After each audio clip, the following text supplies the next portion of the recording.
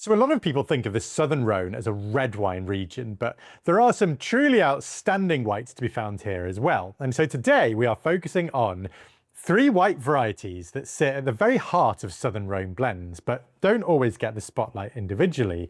So I'm going to taste them in all their unblended glory to understand, first of all, what they're all about, but then to try and piece together how they actually function in a classic southern Rhône blend.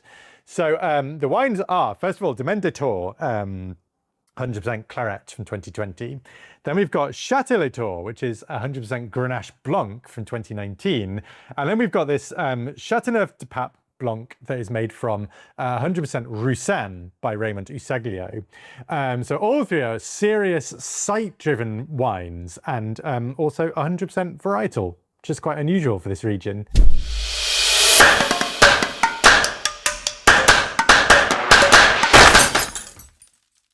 So, as you'll hopefully know by now, the southern Rhône is warm Mediterranean climate, plenty of sun, relatively low rainfall, and then the Mistral playing a big role in keeping the vineyards dry and healthy.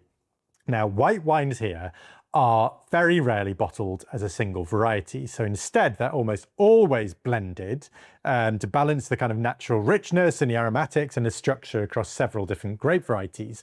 So I thought isolating these three grape varieties could be useful to give a clearer sense of how these blends are constructed, and also to introduce you to some really genuinely brilliant producers of the region. All right, let's start with Clairette. So, and I'm very excited to show you guys this wine. So Clairette is one of the oldest grapes in France's Midi, and historically it's been everywhere across the Rhône and Languedoc. Now in the vineyard, it's quite vigorous. Grows, energetically, and so it needs to be controlled. Otherwise, you end up with too much leaf growth and then not enough ripeness in the fruit. It's also late ripening, which suits this warm southern Rhône climate. It does mean that growers have to be patient and pick at the right moment, so it's not straightforward in that respect. But and also, actually, one of the key things is that it accumulates sugar quite easily. But like a lot of Rhône varieties, tends towards relatively low acidity. So that decision around harvest dates becomes crucial. You pick too late, you lose the freshness. You pick too early, and you might preserve some of that lift. So it's well adapted to these dry Mediterranean conditions. Handles drought reasonably well, which is one of the reasons why it survived so long in the region. In the winery, though, it can be a little bit fragile. So it's a bit prone to oxidation. The aromatics are naturally quite delicate, so you've got to handle it quite carefully. So, second wine is made from Grenache Blanc, same producer, and I'm going to tell you about this legendary producer in due course, but shares lots of similarities with its sibling Grenache Noir.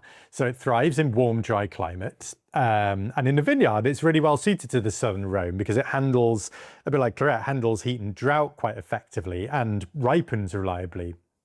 A bit like the red, again, it tends to produce relatively high sugar levels and acidity is fairly low. So it's not a grape that brings freshness naturally on its own, which is why it's generally blended. In terms of growth, it's fairly productive, can give quite generous yields if it's not controlled, and so vineyard management is important to keep that concentration of fruit. And in the winery, it's quite versatile. So it works well in stainless steel to keep things nice and clean and fruit-driven, but it also has a real affinity to oak too, like most of the whites and reds of the southern Rhône. And then third, we've got Roussanne. I love Roussanne. Arguably, Roussanne is probably the most distinctive of the three grape varieties, but it's also an absolute pain in the vineyard. So it's known for being quite difficult to grow. It's relatively low yielding. It's a sensitive soul, so it requires careful site selection and management in the vineyard. It also ripens fairly unevenly, which can make harvest decisions tricky. You're often trying to balance that ripeness against maintaining freshness and avoiding over maturity. Like, it's not straightforward. The name, incidentally, apparently comes from the way that the berries change color as they ripen. It's kind of like russet, like golden brown hue. The advantage that it has, though, compared to Clairette or Grenache Blanc, is that it tends to hold on to its acidity a bit better, which is why it's what makes it so valuable in a blend. It's not high in acidity by any means, but it's probably got a bit more than these two. So the producers here, so the first two wines are part of the stable belonging to the Reynaud family, who are best known, of course, for the iconic Château Rayas and Châteauneuf-du-Pape, one of the defining estates of the region and easily one of the best wineries in the world.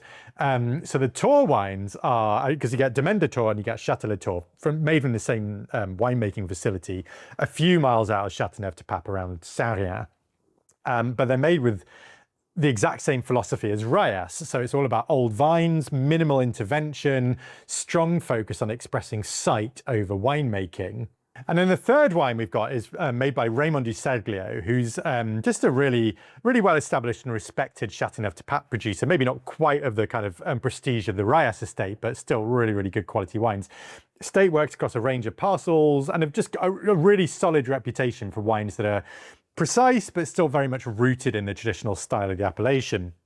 I wanted to show you this because 100% Roussanne here is really unusual. So the vast majority of Châteauneuf-du-Pape whites are blends. So I think this gives a really nice view of the grape grown in the top terroir. But let's get into it. We're going to give these wines a taste and see how they differ. Before we dive in, I want to talk about WSG membership. WSG membership brings together over 2,000 wine lovers from around the world, united by a passion for great wine. Our mission? To go beyond the textbook, exploring all the latest trends and developments across Europe's top vineyards and busting a few myths and stereotypes along the way. Members enjoy exclusive video content with expert interviews, Marsanne, a little bit smoother, more kind of yellow fruity. Tasting sessions with our in-house masters of wine. 2021 was an absolute shocker. Live monthly webinars and exclusive regional mini-series.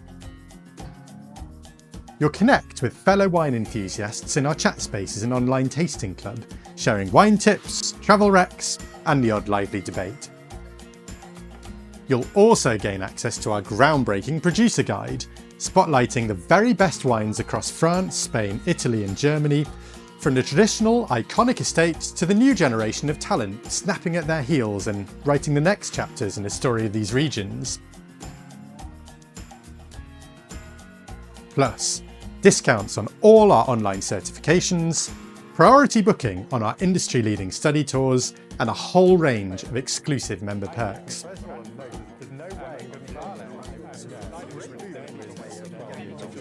There's never been a more exciting time to join WSG membership. If you haven't signed up yet, well, you probably should. Join us now at winescholarguild.com/membership. Now let's get back to the video. So the first wine here is the Clairette, and you hardly ever see Clairette as a varietal wine. So it's really quite interesting to get the chance to try it. On the nose, it's relatively muted. It's just a semi-aromatic variety, but it has this nice kind of bright apricot and peach character, and then it's really like interesting floral, maybe like honeysuckle, blossom kind of perfume to the wine, but it's on the palate where it really comes to life. So let's give it a try. So it's really rich, it's really full-bodied, there's not a lot of acidity there, so it has this mouth-filling sensation. And again, you get that kind of fruitiness and floral characters coming through on the palate. On the finish, it then takes you on a journey through this kind of fatness and this creaminess and this slightly oily texture that goes then through that nice bright fruit character towards this kind of like grapefruity pithiness that ends in actually like quite a distinctive, almost bitter character to the wine that is maybe a bit, might challenge you when you first tried it, but actually I find it intriguing, and it's one of these wines that you sort of want to keep going back to see what else it has to say. There's a lot going on in this, and it's really complex. That bitterness though is quite unusual. Now I know, because I know this wine, that if I left this for the air to get into it, or if you were to decant it for a bit, and that bitterness does tend to mellow out, it does tend to soften out. And it's also one of those wines that after you've tried it and you've kind of got over that slightly surprising bitter edge and you know what you're in for, the next time you taste it is a lot more enjoyable. I absolutely love it. I think it's just a really quite unique and interesting and characterful white wine that has this kind of like almost structure and grip that's more akin to a red, and then this bitter kind of savouriness that adds something really unique to the profile of the wine.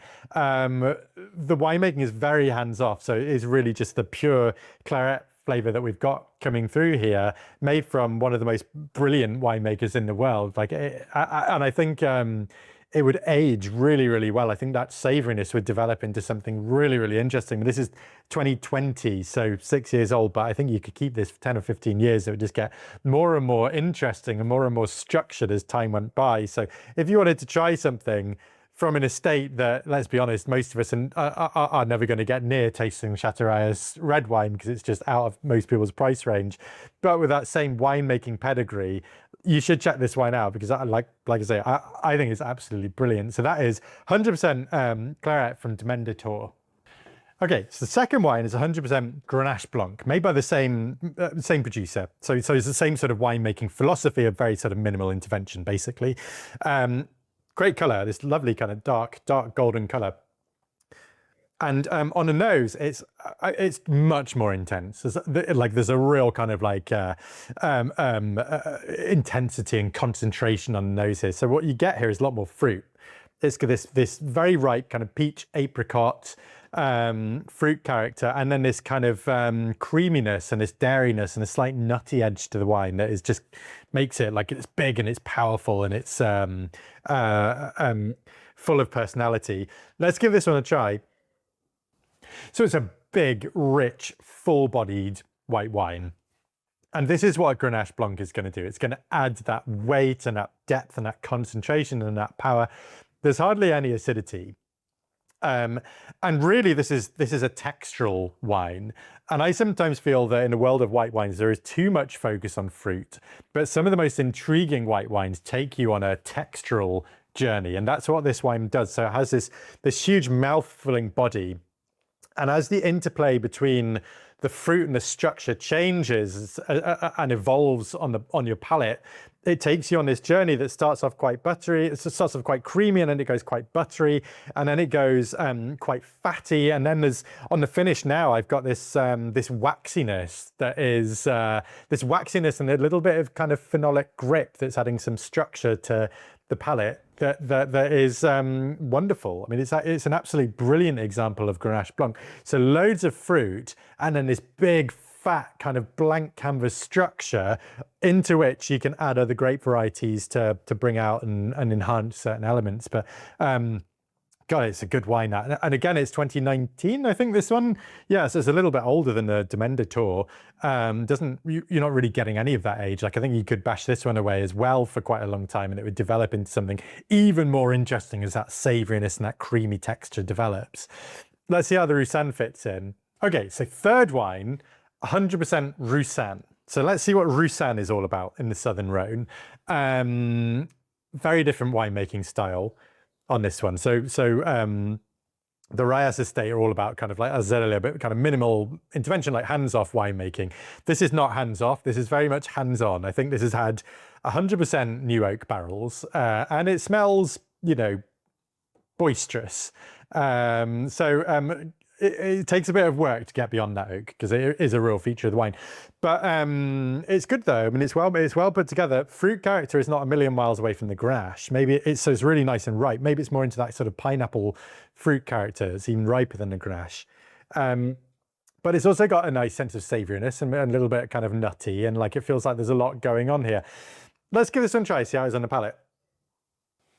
So I guess this wine on the palate feels a bit more, I guess, like mainstream. It feels a lot more like in the mold of other white wines that you'd have tried. So the structure is a bit more classic. So we've got here is, again, it's nice and full-bodied, but it does have a bit of freshness and acidity to cut through that. It's not a high acid wine by any means, but it does have, you know, a sense of balance that arguably the other two were lacking.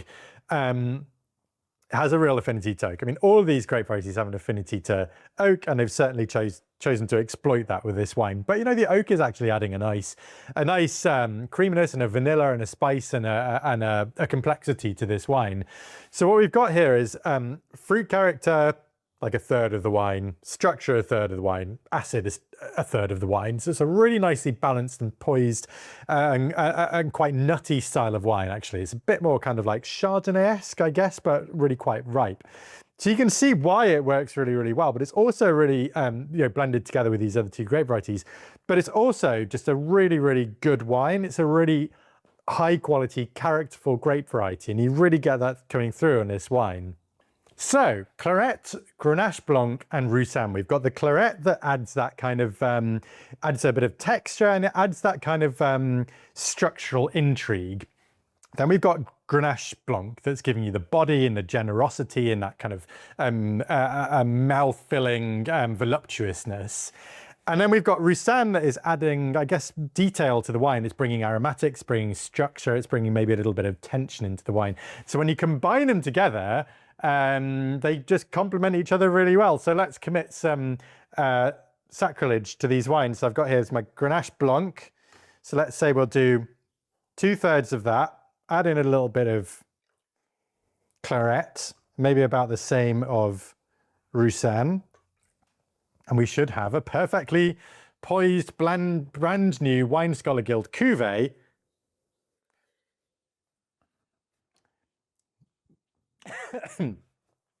Maybe I'll leave it to the professionals.